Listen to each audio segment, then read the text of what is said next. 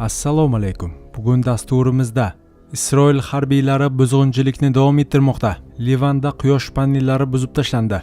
Endi Rossiyada ham o'zbekistonliklar uchun chorvachilik yerlari ajratilishi mumkin. Isroil tupikda. Eron Hizbullohni qo'llab-quvvatlashini bildirdi. Siyosatga aralashmaydi. Japarov yaqinlari nima ish qilishini aytdi. Endi esa batafsil. Rossiyadagi hamyurtlarimiz diqqatiga. Agar sizga registratsiya, продление, NN, uydamleniya, трудовой договор, deport запретni tekshirish va boshqa shunga o'xshash hujjatlar kerak bo'lsa, bizga bog'lanishingiz mumkin. Xizmatlarimiz arzon va ishonchli. Murojaat uchun hoziroq ekrandagi raqamlarga qo'ng'iroq qiling. Isroil harbiylari buzg'unchilikni davom ettirmoqda. Livanda quyosh panellari buzib tashlandi. Isroil harbiylari Livan janubidagi xristianlar yashaydigan qishloqda quyosh panellarini buzib tashladi. Bu haqda Anadolu agentligi xabar berdi. Ma'lum qilinishicha, Debel qishlog'ida harbiy texnika yordamida quyosh panellari yo'q qilingan. Ijtimoiy tarmoqlarda Isroil harbiylari ekskavator bilan panellarni buzib tashlayotgani aks etgan kadrlar tarqalgan. Livan ommaviy axborot vositalari ushbu hududda suv ta'minoti infratuzilmasi, turar joylar, yo'llar va zaytun bog'lariga ham zarar yetkazilganini ma'lum qildi. Isroil mudofaa kuchlari askarlar Debeldagi quyosh panellarini ataylab yo'q qilganini tan oldi. Bayonotda ushbu holat yuzasidan tergov boshlangani ham ma'lum qilindi. Isroil armiyasi sulhga qaramay Livan janubiga zarbalarni davom ettirmoqda va fuqarolik infratuzilmasini nishonga olmoqda. Avvalroq Livan janubidagi yana bir xristian qishlog'i Deir Seriyanda isroillik askar Iso Masih haykalini og'ir bolta bilan urib sindirgan edi. Isroil armiyasi mazkur hodisani tan olib tergov boshlanganini e'lon qildi. Harbiyning diniy ramziga qarshi qaratilgan ushbu harakati xristian dunyosida keng noroziliklarga sabab bo'ldi. Shu munosabat bilan Isroil bosh vaziri Benyamin Netanyahu yuz bergan voqea uchun uzr so'ragan. Haykalni vayron qilgan askar va uni suratga olgan yana bir harbiy jangovar vazifalardan chetlatilib 30 sutkaga qamaldi. Endi Rossiyada ham o'zbekistonliklar uchun chorvachilik yerlari ajratilishi mumkin. Rossiyaning Irkutsk viloyati hududida yirik shoxli qoramol boqish uchun o'zbekistonlik investorlarga qishloq xo'jaligi yerlari ajratilishi mumkin. Bu haqda Sputnik xabar berdi. Ma'lum qilinishicha, bu yangilik Rossiyaning Irkutsk viloyati iqtisodiy rivojlanish va sanoat vaziri Viktor Sishkovskiy ishtirokida O'zbekiston va Irkutsk viloyati o'rtasidagi hududlararo hamkorlikka bag'ishlangan brifingda ma'lum qilindi. Irkutsk viloyati hududida yirik shoxli qoramol boqish uchun qishloq xo'jaligi yerlarini ajratish taklifi ko'rib chiqilmoqda. Rejaga ko'ra, bu yerda yetishtirilgan mahsulotlar keyinchalik ham Irkutsk viloyati va Rossiya hududiga, ham O'zbekistonga yetkazib berilishi mumkin.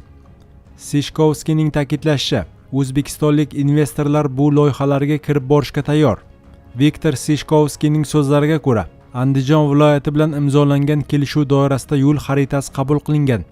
Hujjatda aniq bandlar va ularni amalga oshirish muddatlari belgilangan.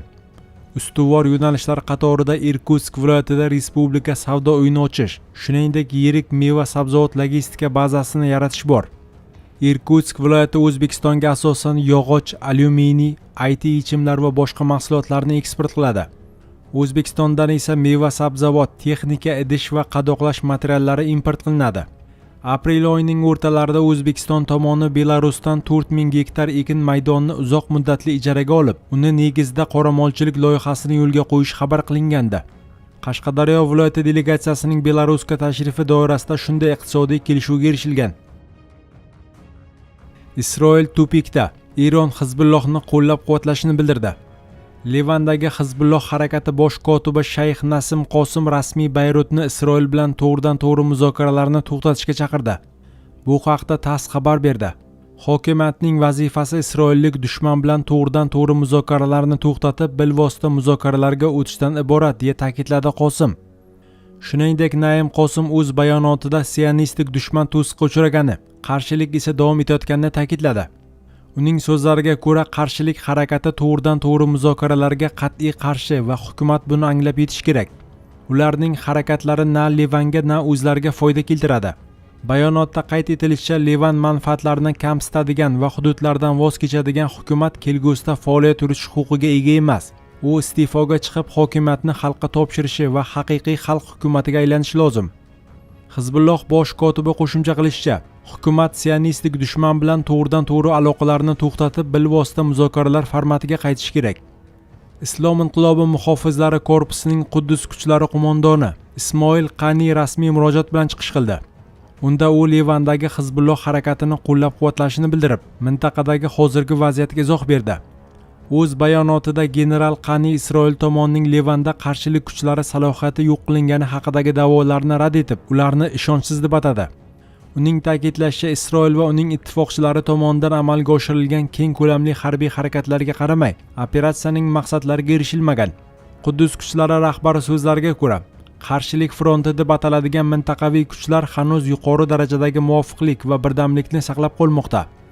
Qani shuningdek ushbu tuzilmalar Isroil tomonidan mojaro yanada keskinlashtirilgan taqdirda Livan va Falastin tomonlariga zarur yordam ko'rsatishga tayyor ekanini ta'kidladi. Siyosatga aralashmaydi. Japarov yaqinlari nima ish qilishini aytdi.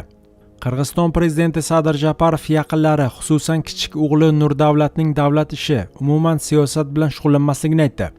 Bu haqda u Kaktus nashriga bergan intervyusida so'z yuritgan. Joriy yilning 18-aprel kuni kripto milliarder Justin Sun Qirg'izistonga tashrif buyurgandi. Prezident Japarov esa uni shaxsan qarshilagan. Ularga Japarovning kichik o'g'li ham hamrohlik qilgan. Bu ko'rinish jamoatchilikda prezidentning farzandi davlat ishlariga aralasha boshlagani haqida fikr uyg'otgan. Japarov esa bu vaziyatga izoh berib, oilasi va qarindoshlari siyosatdan hamda davlat ishlaridan uzoq turishini bildirdi. Nafaqat mening farzandlarim, balki umuman oila a'zolarim va qarindoshlarimda hech kim davlat ishlarida ishtirok etmaydi. Men boshdanoq yaqinlarimga qat'iy aytganman. Oldingi prezidentlarning xatolarini takrorlamaymiz. Ular davlat va siyosat bilan bog'liq bo'lmagan ishlar bilan shug'ullanishadi. Ular orasida Qirg'izistonga investorlarni jalb qilayotganlar ham bor, deydi u. Shuningdek, Japarov kichik o'g'li qanday faoliyat bilan shug'ullanish haqida ham aytib o'tgan.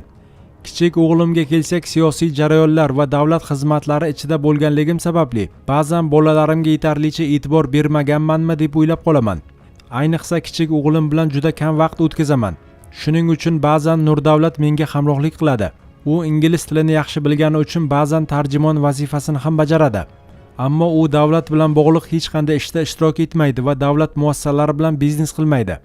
Men akalarimni ham lavozimlarga yoki davlat idoralariga yaqinlashtirmayman. Bunga yetarli ta'sir va imkoniyatim bor. Ularning hech biri davlat tuzilmalaridan shaxsiy manfaat uchun foydalanmaydi. Ular foyda keltirishi mumkin, lekin zarar yetkazmaydi, dedi Japarov. Davlat rahbari qolaversa yaqinlari qanday ish bilan shug'ullanishiga ham aniqlik kiritib o'tgan.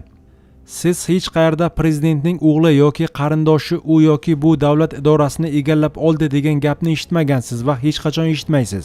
Ular xususiy biznes bilan shug'ullanishadi. Avvallari davlatni bo'lib olib birga talon-taroj qilishardi. Biz buning qanday oqibatlarga olib kelishini ko'rganmiz, dedi prezident. Ma'lumot uchun Sadir Japarov ko'p bolali oiladan. Otasining ismi Nurg'ojo, onasiniki Xadicha bo'lgan. Japarov o'z intervyularida ota-onasi qishloqda yashagani va qishloq xo'jaligi bilan shug'ullangani haqida gapirgan. Ular 11 nafar farzandni tarbiyalab voyaga yetkazgan.